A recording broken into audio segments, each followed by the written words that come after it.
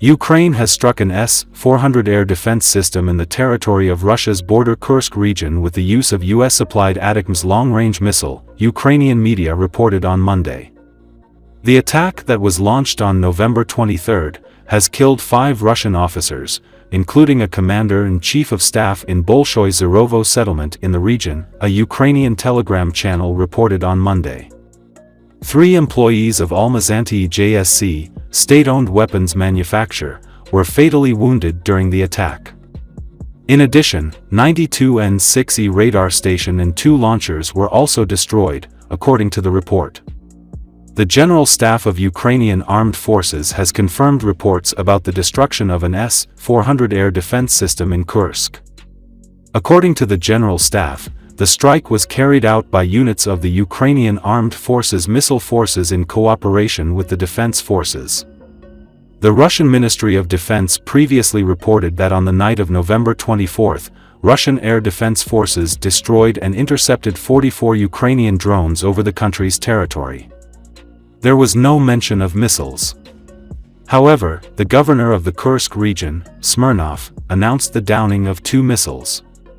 It should be noted that Ukraine started using ATACMS long-range missiles in its attacks deep into Russia after Biden administration lifted limits on Ukraine's use of this weapon last week.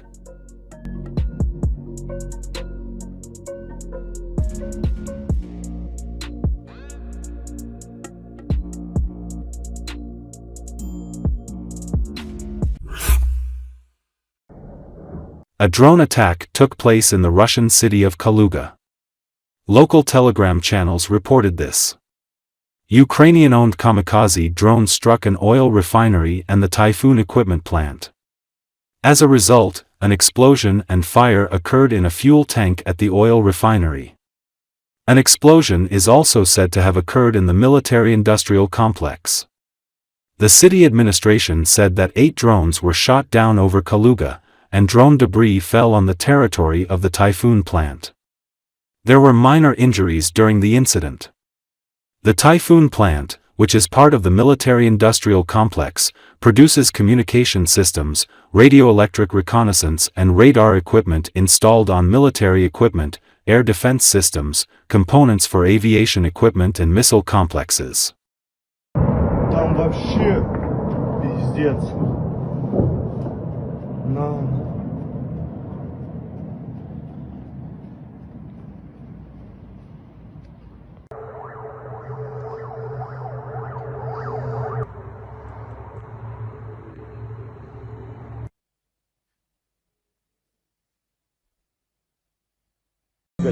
Пиздец.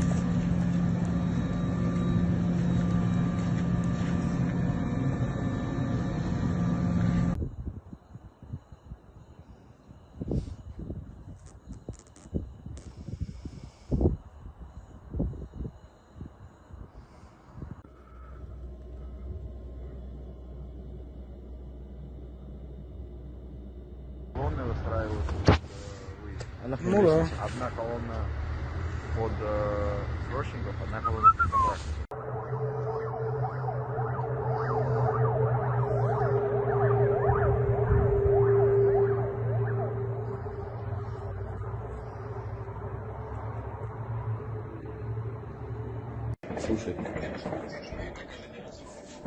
Слушай, говорю.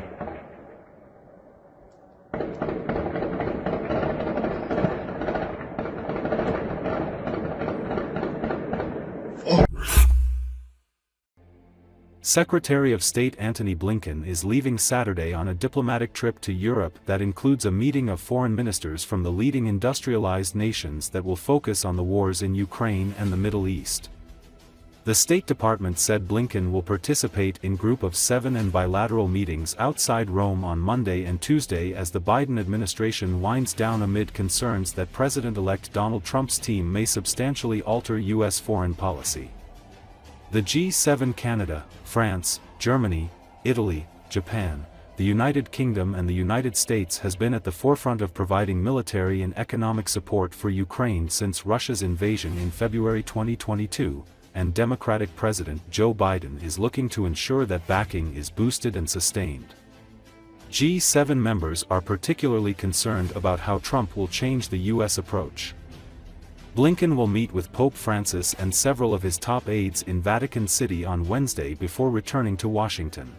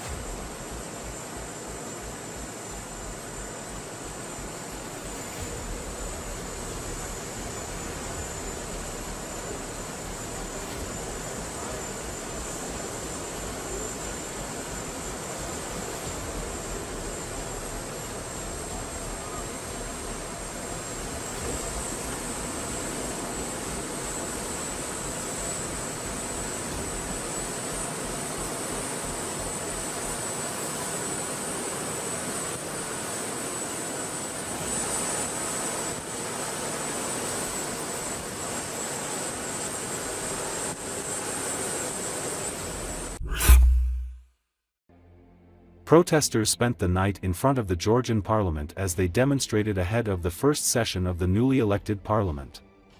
Lawmakers are scheduled to meet on Monday for the first session since the October 26 election that kept the governing Georgian Dream Party in power. Protesters vowed to spend the night outside parliament to make their voices heard, accusing the government of rigging the election results. Members of opposition parties have announced their refusal to participate in parliamentary activities. Opponents say last month's vote was rigged and suspect neighboring Russia's influence. Many Georgians viewed election as a referendum on the country's effort to join the European Union.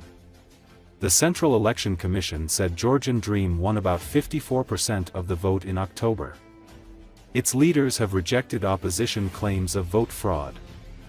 European election observers said the election took place in a divisive atmosphere marked by instances of bribery, double voting, and physical violence.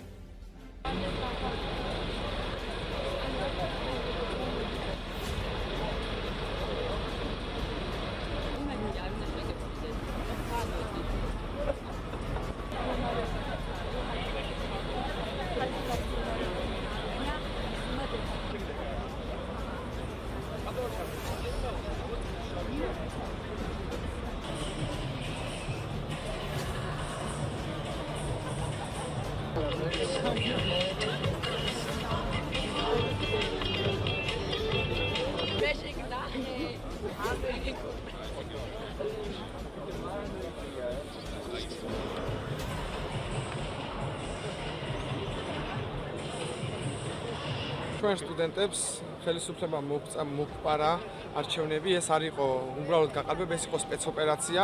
ეს არ არის მარტო არჩევნები, ეს არის ქართველი მოქალაქეების და ქართველი ახალგაზრდებისთვის ევროპული მომავლის წართმევა. არავის არ დაუშვებთ, რომ ჩვენ მომავალში ვისწავლოთ პეტერბურგში, ჩვენ უნდა ვისწავლოთ ევროპაში, ჩვენ უნდა ვისწავლოთ ამერიკაში და ჩვენ ჩვენ გვინდა რომ ვიყოთ წარმატებულები, აუცილებელია რომ მივიყოთ ან ევროპული განათლება, ან ამერიკული განათლება. დასავლეთი არის ჩვენი მიზანი, დასავლეთი არის ჩვენი მომავალი და არაფერი სხვა.